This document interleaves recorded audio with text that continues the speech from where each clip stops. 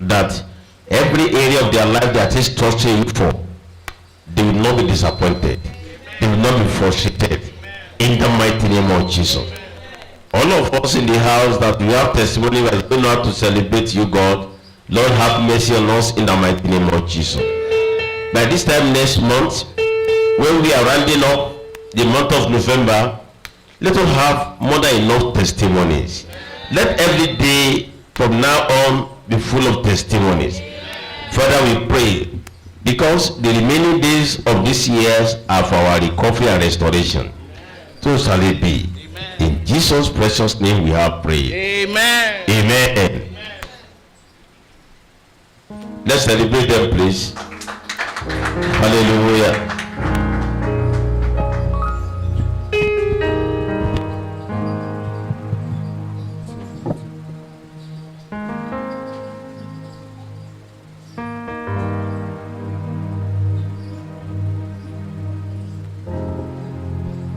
Hallelujah.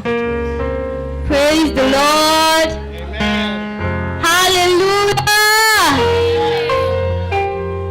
Can you look to your neighbor and tell him you're welcome to church this morning? Thank God you made it to church. Some people are not opportune to be in church this morning.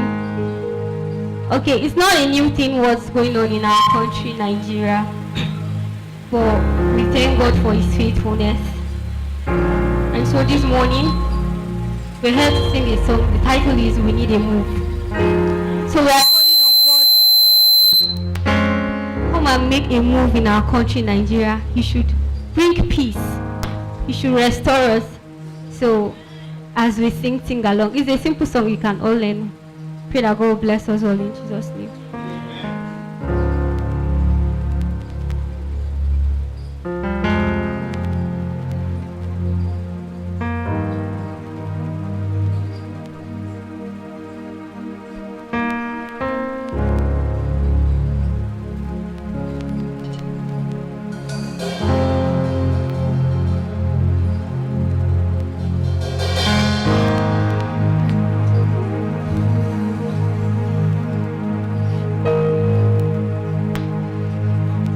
Mountains are still being moved, and strongholds are still being loosed.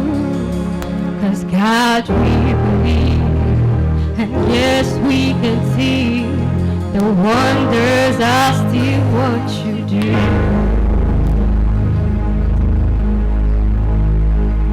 And bodies are still being raised,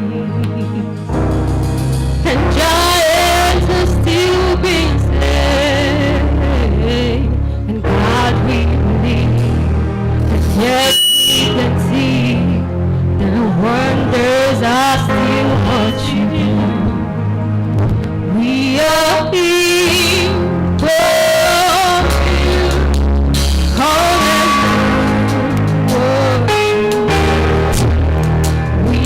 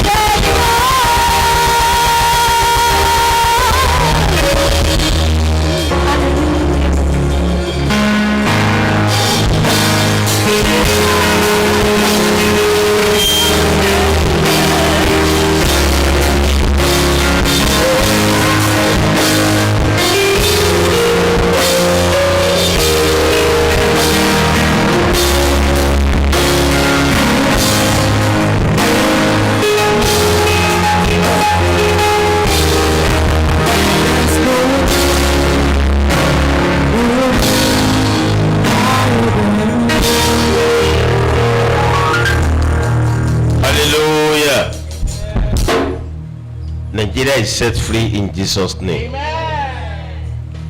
To every raging storm over this country, I say peace be still. Amen. I say peace be still. Lord, we uproot and we plant. We pull down and we build. And we proclaim freedom, total liberty, total deliverance over this land in the mighty name of Jesus. It is well with you all in Jesus' name. Thank you for that beautiful rendition. When Nigeria is better, you will not be missing. In the mighty name of Jesus.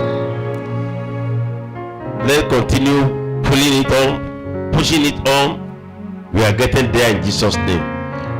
Our freedom, our liberty, our blessings, our victory, our testimonies are closer than us than ever before in Jesus' name. Well, church, this morning God is laying it upon my heart that we should look into the book of Esther to see how God delivers his people. Because just like we have been saying, Nigeria needs deliverance. A lot of things are happening, things that were strange are happening in the country. You see how we mess up a peaceful demonstration. For the first time in this country since I know Nigeria, we witnessed an unprecedented peaceful protest. But the government, whether consciously or unconsciously, they turned it to become bloody. And they turned around, they were blaming church, blaming mosque, blaming the media. That the lawyer will say, a man killed his father, he killed his mother. When the judge was about to sentence him, his lawyer stood up and started pleading that, look, your lordship, be lenient to my client because it's an orphan. Who made him an orphan? People were peacefully protesting. Before you know it, the army issued a statement and said, we are coming to defend Nigeria. Somebody holding flag, is he pulling down the country? Is he fighting the country? The police released their own men and officers. They said some hoodlums may likely hijack the peaceful protest. They were all commending them, but they said the hoodlum can hijack it. Like the prayer of Job, what the government was expecting happened. You know, the Bible says the expectation of the righteous will not be cut short. You have to be aware of what you are expecting. They were expecting hoodlums to hijack. And when they hijack, unfortunately, the police and the soldiers, they were brought up to chase away the protesters. They couldn't stop the hoodlums, the miscreants, the burglars, the thieves. Are we saying that those soldiers and police were drew out in order to chase away the protesters? Because they couldn't stop it. It's a shame with the looting that's going on in the country. I mean, at this age of our life, we are still hearing stories of palliative being kept somewhere. It's a shame of those states.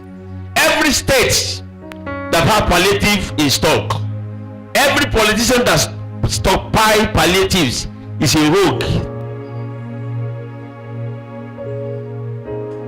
That act is unpatriotic, it's ungodly, it's wicked, it's not acceptable, it's reprehensible, it's condemnable, it's unjustifiable. It's nothing but the wickedness of the wicked. You've made millions, you've made billions from palliative. You say you are buying for the people, and yet you stop buying them. People are hungry on the street. And you turn around and you blame the church. The church that warned you not to release soldiers, not to release police. May God forgive this government. And as many that have lost their loved ones, may God console and comfort them. May God give them the fortitude to bear the irreparable loss and irreplaceable loss. Properties were burnt. Very unfortunate. Where were those soldiers? Where were the policemen when those rogues were now operating? It's a shame.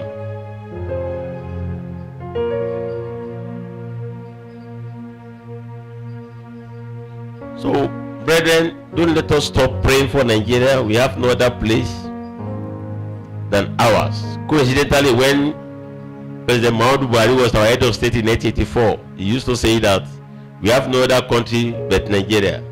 We have to remain here to salvage it together. So, a lot of people are running away. We have nowhere to run to. One big man called me yesterday. He said, well, he wanted to, he was seriously considering sending out his family out of the country. Where are you going? Where are you going? I want to assure you, every member of this assembly, you are divinely protected, shielded and fortified in Jesus' name. It doesn't matter what is going on in town. You are under the refuge, under the shadow of the Almighty, and no evil shall befall you. Our God did it for his people in Goshen. 10 plagues were ravaging Egypt. They were not touched. It doesn't matter what is happening in this country. You will not be touched. You will not be harmed. You will not be hurt. You will not be wounded. You will not be attacked. Whoever tried to attack you will go down for your sake, because you are not ordinary. That's just it. Very unfortunately, last night when I was preparing for this message, my phone started coming. I got no fewer than 30 calls within 5 minutes. AIT heard a fake news that National Christian Center is on fire. People are calling me from Port Harcourt, from Calabar, from Kaduna, Maiduguri, Lagos, everywhere. Journalists were calling me. I said, it's not true. It's not true. It's not true. It's not true. You know, we are in an unusual situation. For anybody to even to thought in his mind that he's going to attack a church this time around, the head of the church, who holds the church, will destroy that individual. And he will destroy and consume any group of people that even thinking of that with his wrath and fire in the mighty name of Jesus. So let's continue praying and let us have courage, let's have boldness, let's know that we have God on the throne. I have a God who never fails. I have a God who never fails. I have a God who never fails. Who never fail, who never fail, forevermore. Amen. Jesus never fail. Amen. Jesus never fail. Amen. Jesus never fail. Jesus never fail. And Jesus never fail. Forever, the Lord that answered by fire, let him be my God. The Lord that answered by fire, let him be the Lord that answered by fire, let him be the Lord that answered by fire, and let him be my God. Let him be my God. The Lord that answered by fire. The Lord that answered by fire. The Lord that answered by fire. The Lord that answered by fire.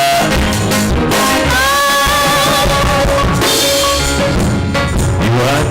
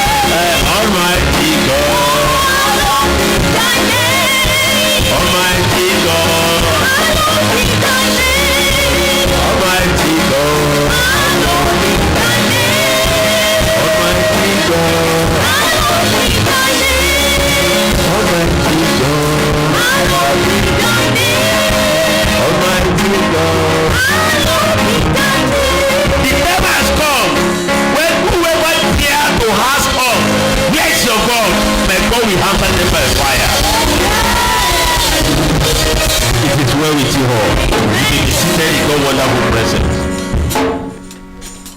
The book of Esther is a book of deliverance.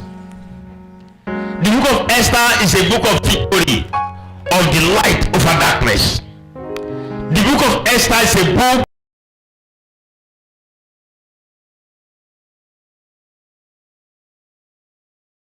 about God divinely intervention in the affairs of his people.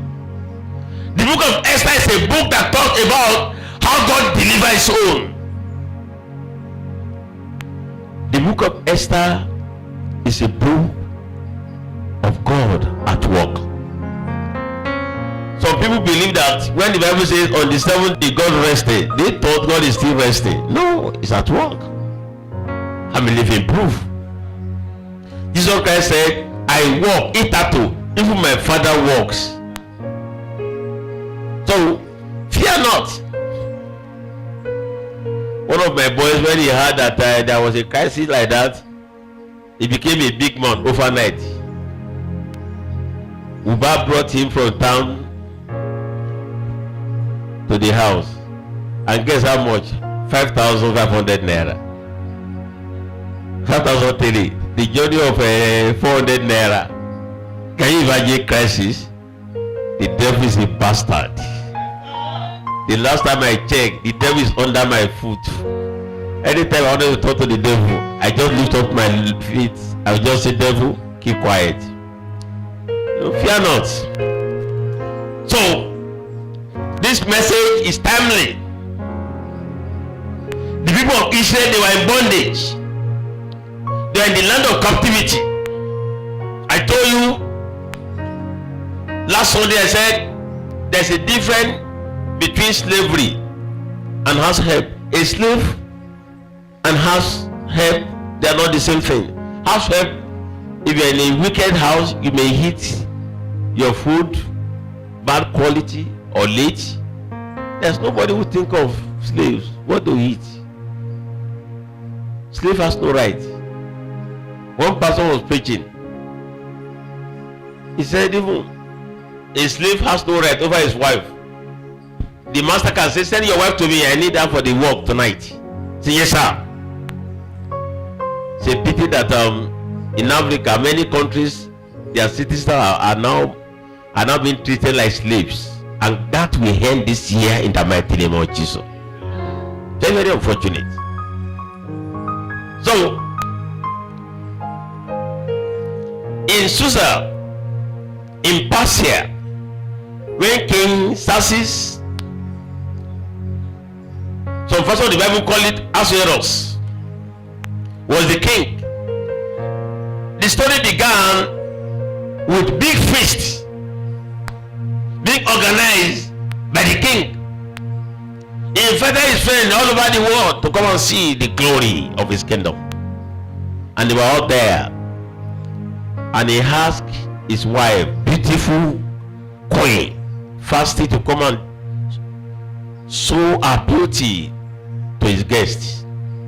And since the first lady too was attending to her home, first lady from other countries, she said, please tell His Royal Highness that I'm a little bit busy with my own guests. I'll soon come. During their own dispensation, when your husband said, Esther, yes my lord, come.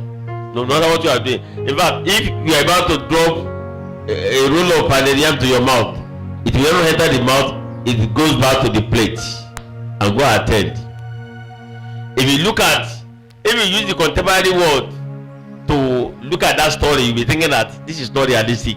But during that time, it was realistic. Even in Yoruba land, I was told of a king that he asked his wife, one of his queens, to come and help him wash his back. And as he was helping His Royal Highness, he now said, is this whole small thing that is rocking the whole city that everybody is afraid? The king did not say anything. He kept quiet. He dressed up. He sat down on his throne. He called on his two of his slaves. Said he should go and bring the head of his father-in-law. and they put it in the calabash, and they put it on the table, and he invited people that matters in the town. They're all there. He called his wife. He said, "My queen, can you please bring that calabash to me?" The queen was happy that she was honored, and she carried the calabash. When he got to where the king was, the king said, "Can you please open the calabash?" When he opened the calabash, he dropped it because it was the head of her father. Everybody was saying, "Ha ha ha." He says he wanted to know why everybody is afraid of me, and I want her to see it. Can you imagine how people manifest or demonstrated power in their own time? So fasting was dethroned, and Hadassah called Esther, became the queen. I always say it, elimination by substitution is a defined formula. Anytime you are praying for God to promote you, you are asking him to remove somebody. There are some people in the city now, they are yet to occupy their place in destiny because some wrong people are occupying it. You're under my voice this morning. As men that are seated on your right, I will seat them by fire.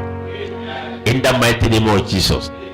Now, that was how Esther, a poor slave girl, Hovan, became the queen when the conversation was open, and God brought her in because he had an agenda.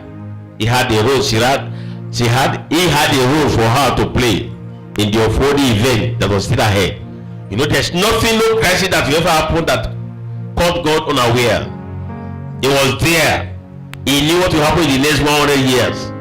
So there's nothing, absolutely nothing that God is not aware of. He's in charge. He managed history. He knew that the time is come where somebody will be needed in the palace. And you know, she had a mentor called Mordecai, who happened to be her uncle. It was one that is guiding them. You know, the generation we are here now, they don't want any mentor. If you have mentor, their mentor are those who are into drug addicts. They are drug addicts. They are people of questionable characters. People who don't value families, who don't value marriage. People are having children, baby mama, baby, or funny foolish things. Those are their heroes. They don't have heroes in people that have good homes. They don't have heroes in those who know God, who worship God. So they're unfortunate. This young lady did not have those type of characters as her home mentor. She had her uncle who brought her up. We have some people that those who bring them up, who brought them up, they abandon them. But not Esther. And that obedience, that respect, that honor she had for a fertile parent took her to a place in destiny. Now, this Mordecai was a gate man, and there was a chief called Haman, a notorious man, wicked, selfish, greedy, ungodly, like we have some government officials nowadays who are misusing power, who are power drunk, who say all that of rubbish because they are person of authority. The reason they will so lose. Some people are there before. You have to be extra careful. Nothing lasts forever except what is eternal that belongs to God.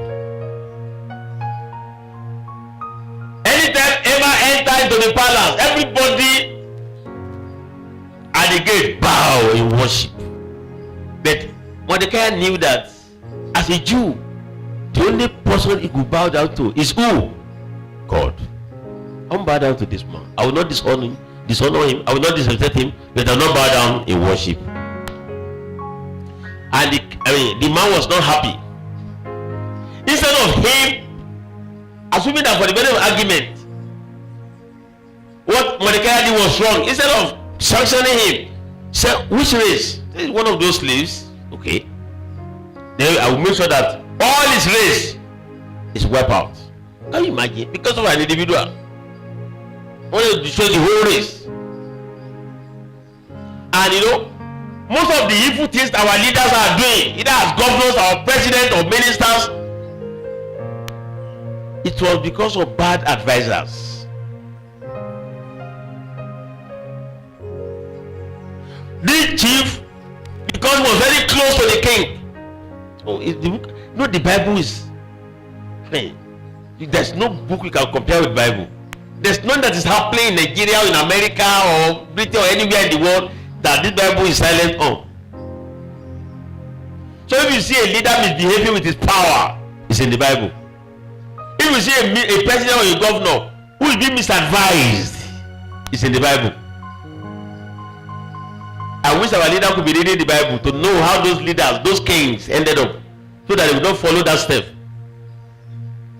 I wish they could have time for the word.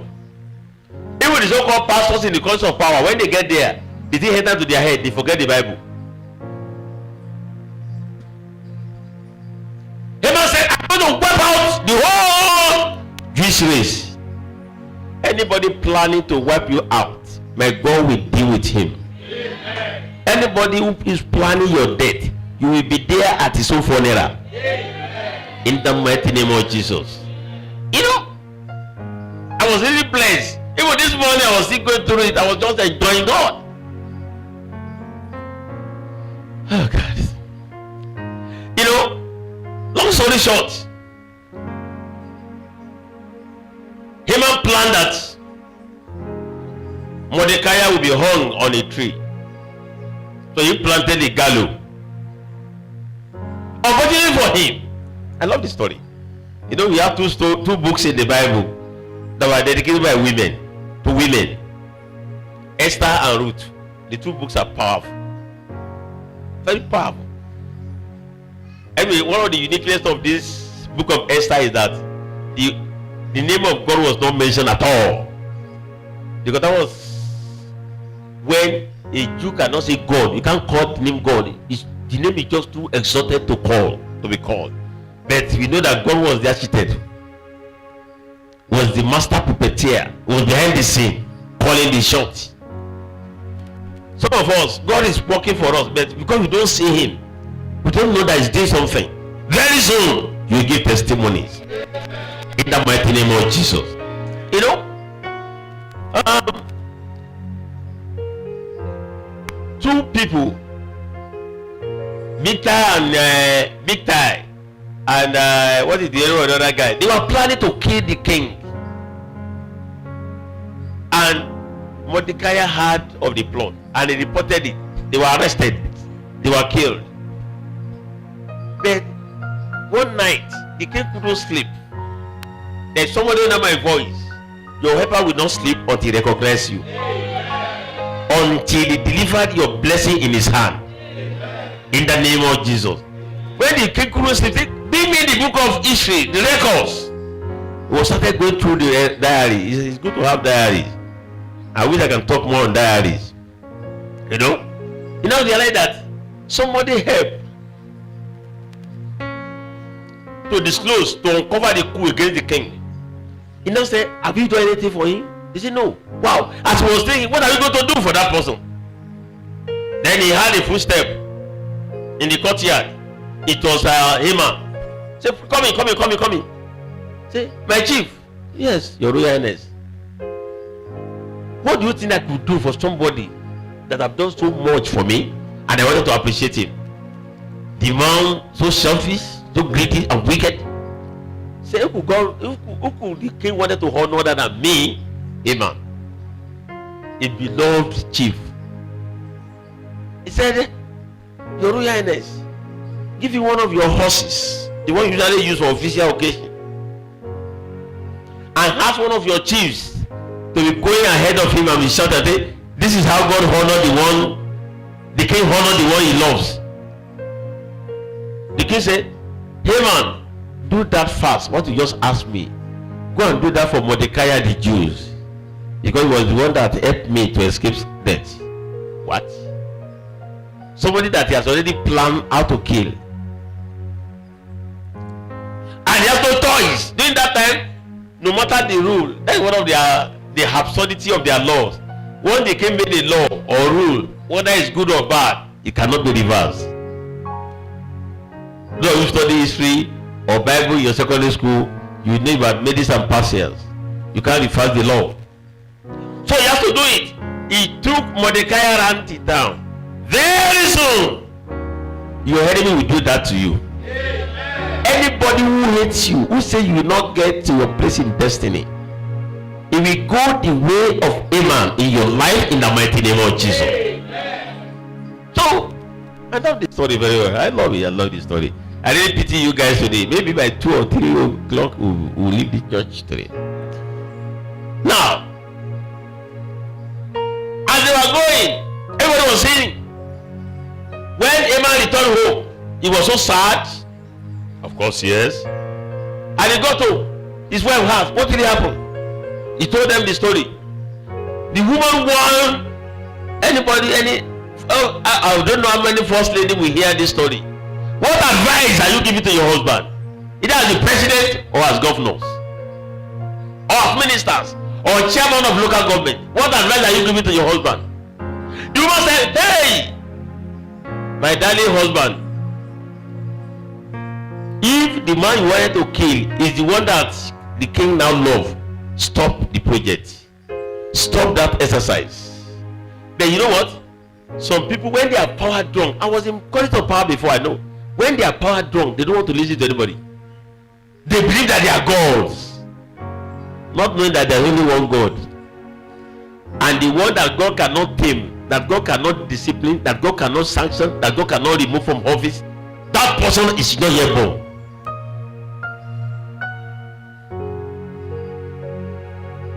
He was still continuing in that project because that exercise will consume him. You know, God planted some people in our life to caution us. Do you hear caution? When people are telling you what you are doing is bad, do you listen? They may be your parents, they may be your brothers, they may be your sisters, they may be your neighbors, they may be your member of the same church. Sister, the way you address is not okay.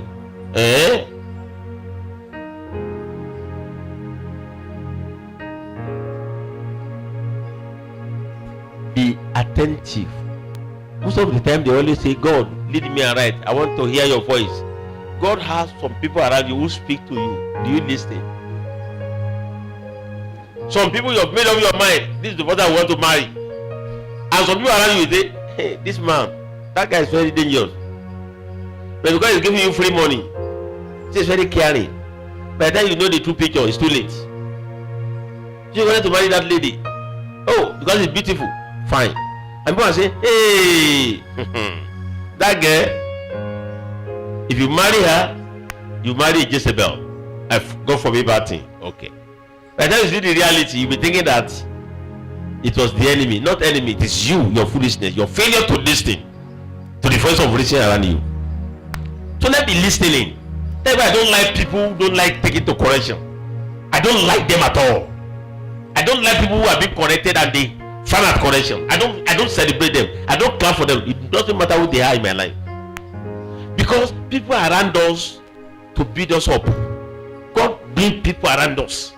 But when you're not listening to them, before you know it, you're on your way to perdition. And when the social comes, you can't no U-turn. Look at Haman. Look at Haman. If you are living a life that nobody can correct, it's a dangerous life. Even in ministry, some pastors, they are just there, maybe they dream, or maybe they are gifted in one area before you say Jack Robinson, they have a church.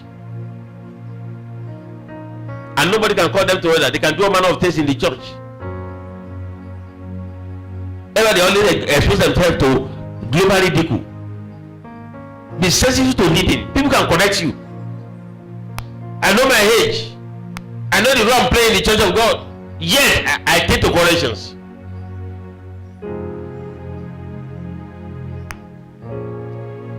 Now, Haman later on was invited, Esther, when Mordecai told Esther that they were planning evil against us. Go and tell your husband to stop it. Maybe that's why we are there. If many of our politicians, if they read the book of Esther, our life would have been better off. But when they read it, they turn it upside down. Esther said, oh, okay, we are going to do it, but let's intercede first. I'm the queen, but I can't go to the king without invitation. Let's ask for divine favor. And they went on fasting. And they fasted. She and the people around her. How many people with authority fast today? They are just too big to fast.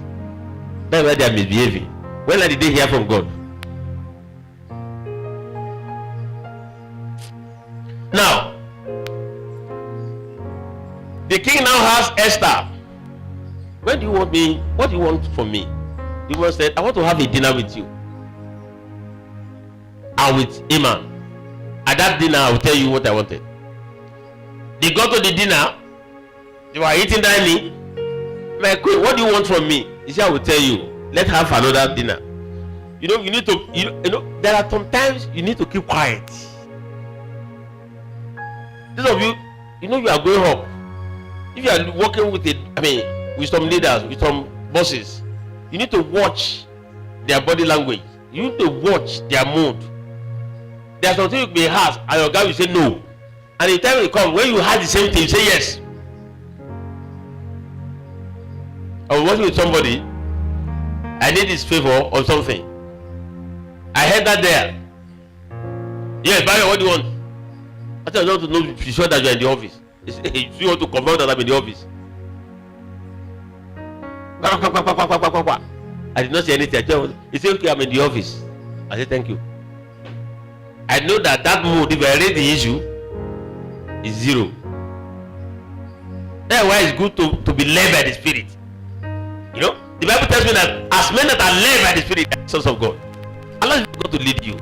Some people, they want to take it as it's coming. No. Some homes have scattered because when it was hot, both the husband and the wife, they wanted to set it the same up. I could let you know that what to do was bad. I'm the head of this house. The wife will say, yes, you are the head, but I'm the neck. Can the head stand without the support of the neck? You are stupid. You are foolish. And they turn the house upside down. Before you say Jack Robinson, somebody's house. Wait. There's a time for everything. Solomon said it. If you hear the other one is hot, take it easy. Has time for ask God, what do you want me to say this? How do you want me to present this? Some people, they saw that your mood you were in a foul mood. Everything they wanted to say. No. When somebody is like, you wanted to talk to somebody, you drop one, bam, he did not say anything. You talk, he did not say anything. You still drop another one, he did not say anything. Instead of you to keep quiet, say, maybe this person is not okay now.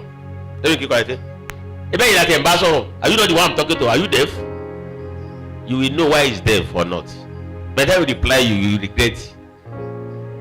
So watch the mood. The queen said, oh, your Highness, let's have another night. And at another night came, he said somebody has declared that our race will be wiped off, including me, your wife. The king said, what? Who could have said that? Who could have said that? He said, they even made the law, you have signed it. Then I said, bad leaders are bad advisors. They asked him to sign and he signed. They put it there in his name. He said, no, it can't happen. He said, it have happened. Who is that one? He said, this is who brought her. Haman. What? The king was hungry. The king stood up and he entered into his courtyard out of hunger. You know, power. And Haman knowing that he was in trouble. He ran to the queen. He was about to lean down and beg queen. Then he mistakenly lay hands on the lap of the king. The king came out. You still want to sleep with my wife, even in my presence? You know, when God turned the table, may God turn the table against your enemies. May God turn the table against your enemies. I say, may the Lord God, the God of Israel, the one who created heaven and earth, turn the table against every enemy of your life in the mighty name of Jesus. You know, Oh my goodness. No, they say, no, I'm not trying to, I'm just. The king said, who is there? The slaves coming, bam, all the bodyguards. Say, go and kill this man. And where are we going to kill him? You know, they knew a lot of things that the plan was planning. They did not say it because Haman was very powerful and influential in the government. It's like chief of staff. They said this man had already planted a gallows behind his house. They go and hang him there. And they took him and hung him on the gallows prepared for Mordecai. That is the portion of your enemies. I said that is going to be the portion of your enemy. The day your enemy program for you to die, he will be the one to die. In the mighty name of Jesus. So he has done that, and the king now ordered, he said, look, my queen, everything that belongs, all the estates, take over them. Send his children out. He has 10 children. Send them out of the house. Take over. The woman said, your Royal Highness. That was what happened from chapter 1 to chapter 8. But our focus is on chapter 9. It's a powerful book. Now, so if I recording my time now, you can now start counting my time. Because I'll be telling you about the background. Okay. In this chapter 9, the king, in chapter 8, the queen has already told the king that on so date, it was the day they said they are going to kill all the Jews in Susa and the provinces. The king said, I'm sorry, my wife, I cannot reverse that law. See absurdity. Since I've signed it, I can't reverse it. What are you going to do now? There's a way out. What's the way out? Write another one and said, all Jews, wherever they may be, they should stand up on that day to defend themselves. If anybody comes to attack them, they should destroy one of them. That is where the omission came in our topic. Is defend reverse, not reversal. So the enemy suffered the reversal of fortune. Reversal of fortune. Reversal of fortune. That means somebody who was rich before became poor. Somebody who was powerful before became powerless. Somebody who was enthroned before become dethroned. Reversal of fortune. And we only have reversal of misfortune too. Somebody who was on death sentence was set free. Somebody who was poor was made rich. Somebody who was a captive was made free. Somebody was nobody was made somebody. That will be your portion in the mighty name of Jesus. Where nobody has ever been in your generation, you go beyond. In the mighty name of Jesus. So we now have two laws. So on the day when they're supposed to be killing the Jews will have right to defend themselves. Not only that, I wish you have time to study the whole chapter 8. They were saying that anybody you kill, take this boy, that you take all you have and confess them, they are yours. All the blessings your enemy have been acquiring illegally, ungodly, has the Lord leave it, God will transfer them to you. In the mighty name of Jesus Christ.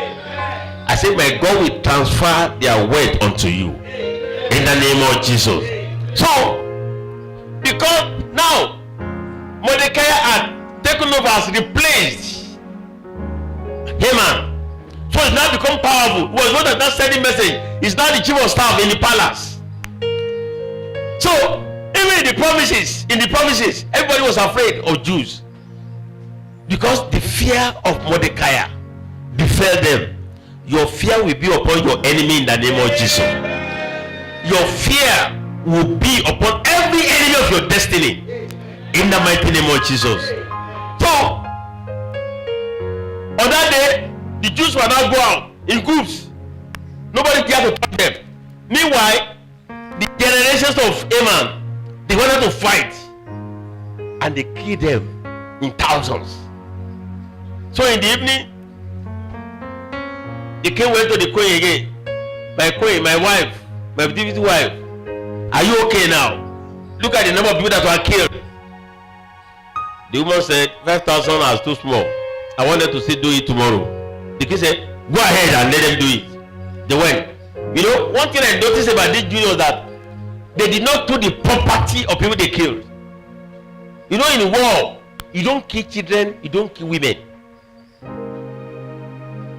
Unlike what these terrorists are doing, you don't, or harassment, you don't kill women at any war unless they were harmed.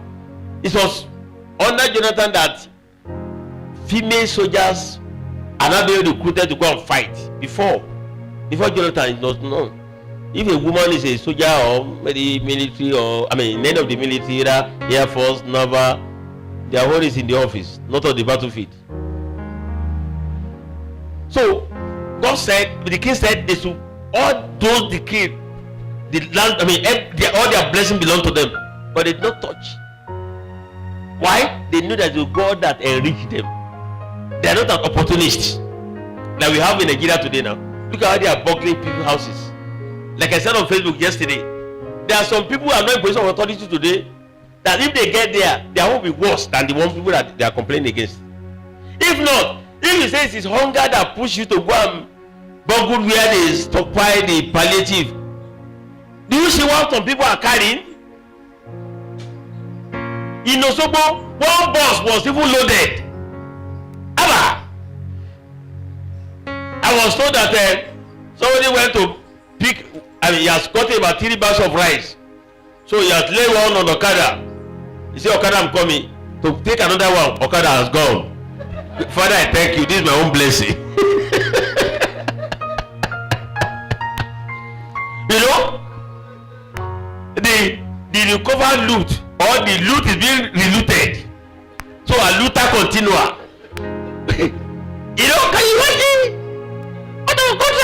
For God's sake. You know, people are stealing. It's like when they introduce this mentality, what do they call it in the US now? Whereby on the day they just say anything, the price of goods and services will come down. And I unfortunately went to ShopRite. Come and see how some people pack. Some people slept in that place. So as they open like this, they just enter.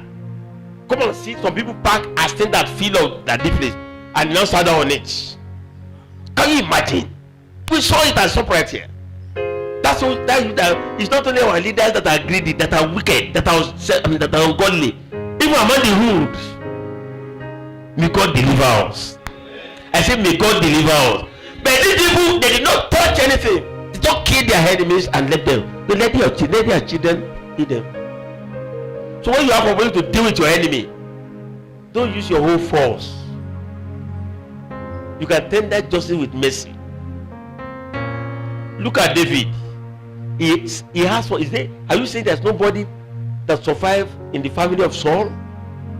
That's how they located Mephibosheth, and he restored everything that belonged to his grandfather. No, we Christian, the way we fight about is quite different. The warfare, the weapon of warfare are not carnal, but spiritual. So we need to learn a lot of things here. So they did that, and some 3,000 men were fell, and the next day, the third day, was the day of feast, and they were celebrating. As many that are fighting one battle or the other, physically, spiritually, mentally, even in your head. In the next 3 days, you have testimonies. In the next 3 days, you have testimony. Testimonies of your healing, testimony of your recovery, testimony of your celebrations. You are going to receive testimonies. Your warfare is accomplished. Your warfare is accomplished in the precious name of Jesus Christ. So let's look at lessons we can learn from the narrative. Lessons.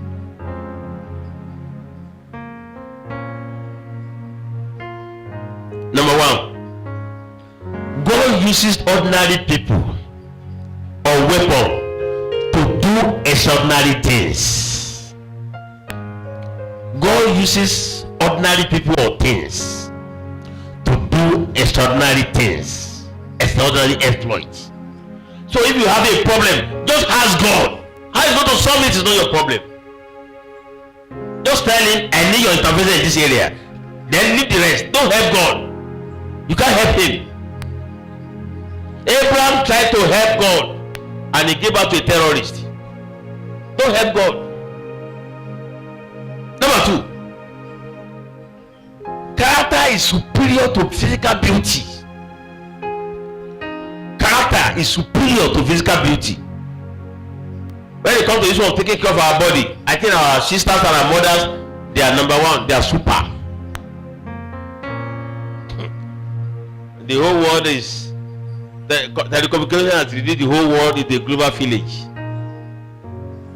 I can't remember the last time I used body cream.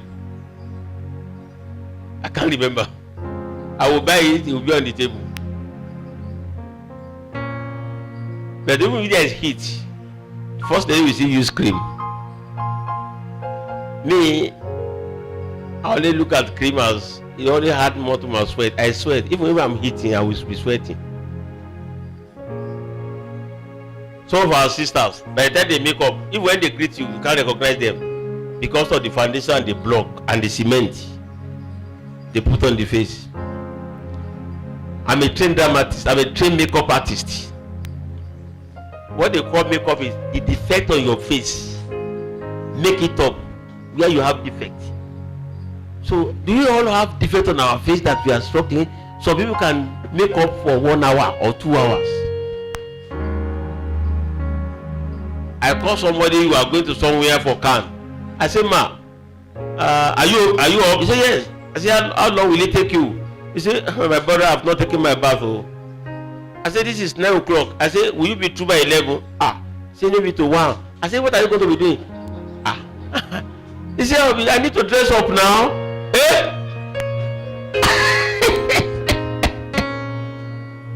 When the people dress, you will say, well done, ma. Well done, sir. But you know what? Character is more important. If your beauty attracts people to your life, your character will keep them or send them away. If a man made a mistake of getting closer to you because of your beauty, and you get closer and your character is nothing, he will go out. Your beauty will not be able to keep him.